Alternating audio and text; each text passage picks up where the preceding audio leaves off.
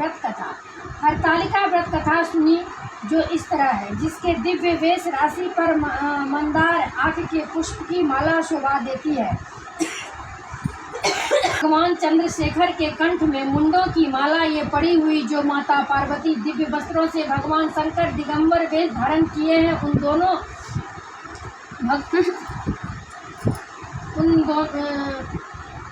दोनों भगवती तथा शंकर को नमस्कार करता हूँ। कैलाश पर्वत के शिखर पर माता पार्वती ने महादेव से पूछा, हे माहेश्वर, हम आपसे आप गुप्त से गुप्त वार्ता कहिए, जो सबके लिए सब धर्मों से सरल हो अथवा महान फल देने वाली हो। हे नाथ, अब आप हमसे भली भांति प्रसन्न होकर आप मेरे सन्मुख प्रकट कीजिए। हे नाथ, आप यदि मन्य और अंत रहित हैं, आपकी माया का कोई पार नहीं है। अब हम आपको किस प्रकार से प्राप्त करें और कौन कौन से दान पुण्य फल से आप हमें वर के रूप में मिले। तब महादेव जी बोले, हे देवी सुनो, मैं उस व्रत को कहता हूँ जो परम गुप्त है, मेरा सर्वस्व है।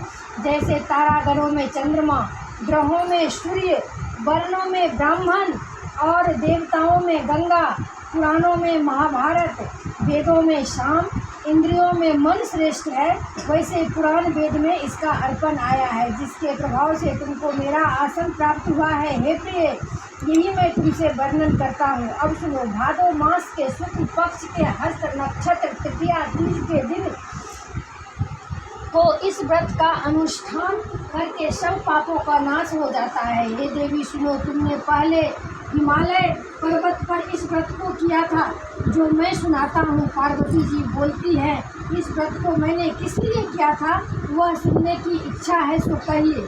शंकर जी बोले, आर्यावर्त में हिमाचल नामक एक पर्वत है, जहाँ अनेक प्रकार के पक्षी गण रहते हैं, अनेक प्रकार के मृग आदि जहाँ विचरण करते हैं, जहाँ देवता गंधर्वों सहित किन्नर आदि सिद्धजन रहते हैं।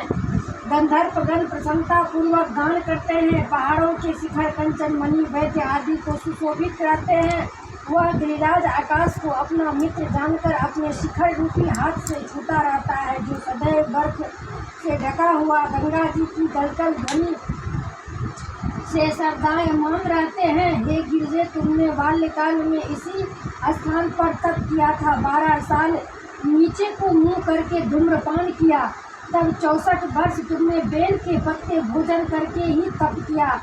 माघ के महीने में जल में रहकर तथा बैसाख में अग्नि में प्रवेश करके तप किया। श्रावण के महीने में बाहर किले में निवास कर अन्न जल त्याग तप करती रही। तुम्हारे कष्ट को देख तुम्हारे पिता को चिंता हुई। वे चिंतातुर होकर सोचने लगी, मैं इस कन्या को विकास के साथ किसके साथ वरण करूं। देवर्षि नारद जी, तुमको देखा तो तुम्हारे पिता तुमको शैलपुत्री को देखा तो तुम्हारे पिता हिमाचल ने देवर्षि को अर्घ्य पद्म आसन को देकर सम्मान सहित बिठाया और कहा, हे मुनिवर, आज आपने यहाँ तक आने का कैसे कष्ट किया। आज मेरा अहोभाग्य है कि आपका शुभागमन यहाँ पर हुआ है, कहिए क्या आज्ञा है। तब नारद जी बोले, हे गिरिराज, मैं विष्णु का भेजा हुआ आया हूँ, तुम मेरी बात सुनो। आप अपनी लड़की को उत्तम वरदान करें। ब्रह्मा, इंद्र, शिव आदि देवताओं में विष्णु के समान कोई नहीं है, इसलिए तुम मेरे मत से आप अपनी पुत्री का दान विष्णु भगवान को दे दे। हिमाचल बोले, यदि भगवान वासुदेव स्वयं ही पुत्री को ग्रहण करना चाहते हैं, तो फिर इस कार्य के लिए ही आपका आगमन हुआ है, तो यह मेरे गौरव की बात है, मैं अवश्य उनको ही दूंगा।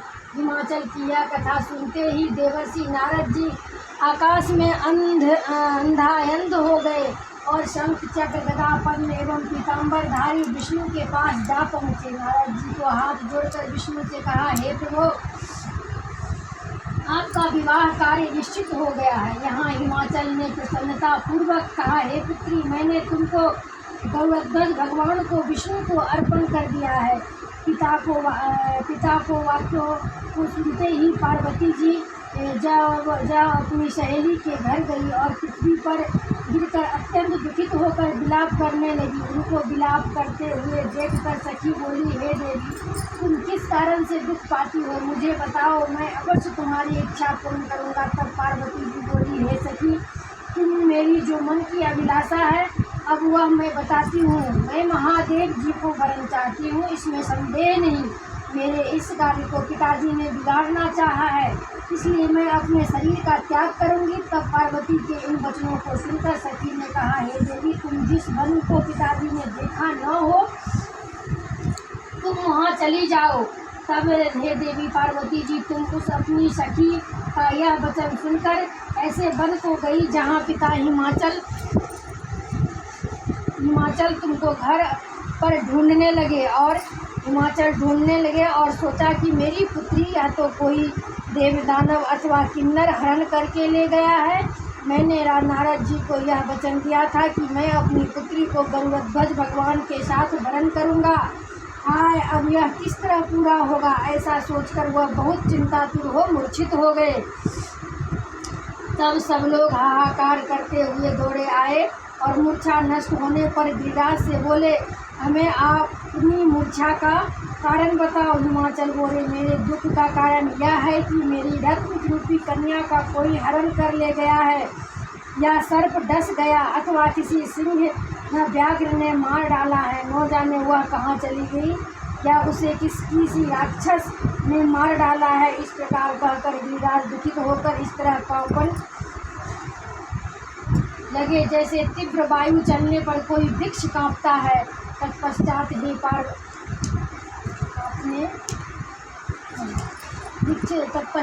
पार्वती, मैं तुमको गिरिराज सखियों सहित घने जंगल में ढूंढने निकले।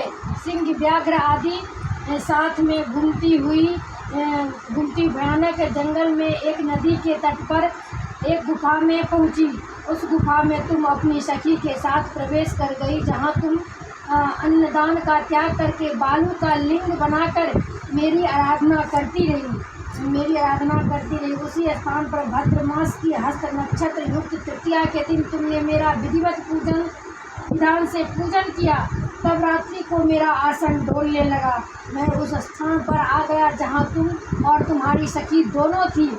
मैं आकर तुमसे कहा, मैं तुमसे प्रसन्न हूँ, तुम मुझसे वरदान मांगो। तब तुमने कहा, हे देवी, यदि आप प्रसन्न हो तो आप महादेव जी को मेरे पति हो।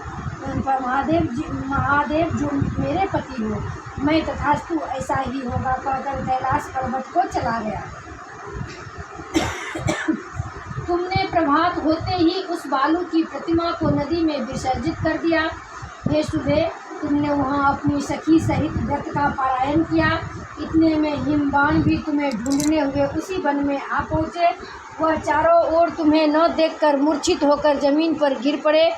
उस समय नदी के तट पर दो कन्याओं को देखा तो तुम्हारे पास आ गए। तुम्हें हृदय से लगाकर रोने लगे और बोले, तुम इस सिंह व्याघ्रादि युक्त घने जंगल में क्यों चली आई?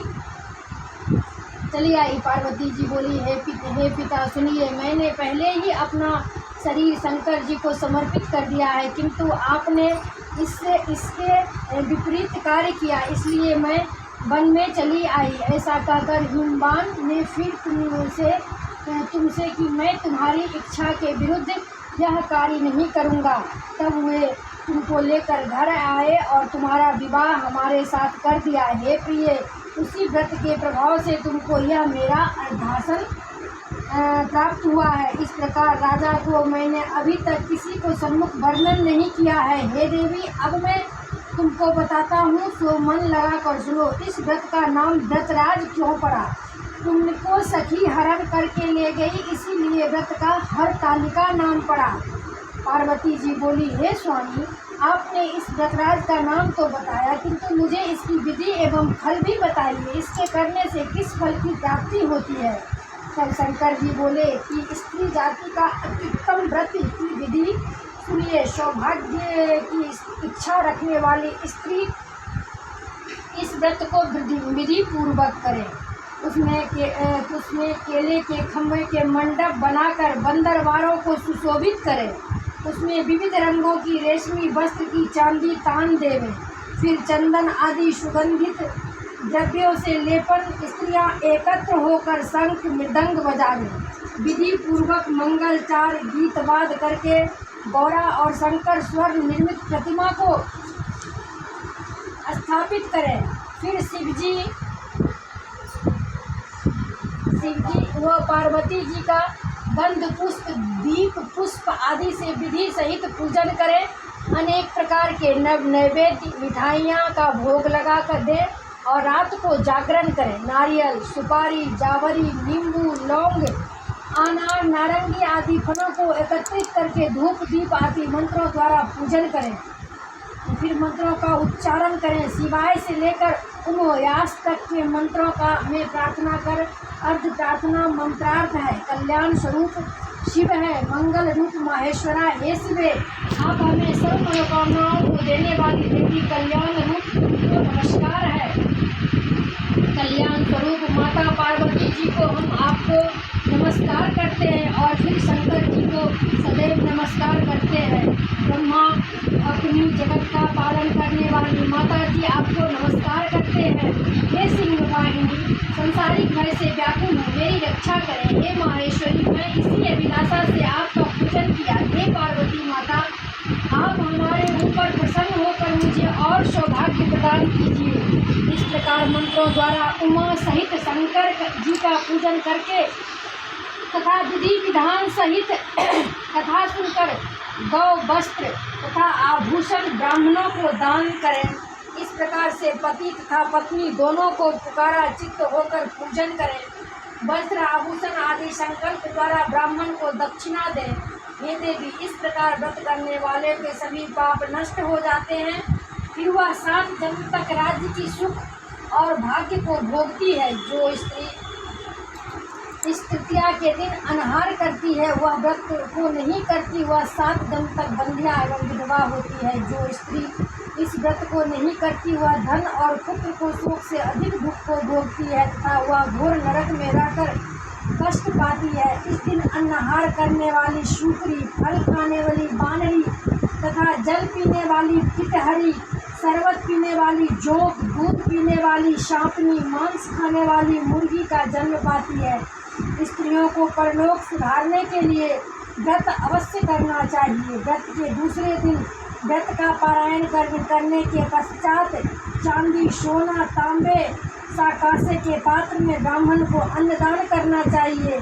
इस व्रत को करने वाली स्त्रियां मेरे समान पति को पाती है और मृत्यु काल में पार्वती जैसा रूप को प्राप्त करती है।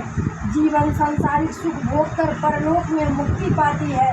हजारों अश्वमेध यज्ञों के करने से जो फल प्राप्त होता है, वही मनुष्य को इस कथा को सुनने से मिलता है।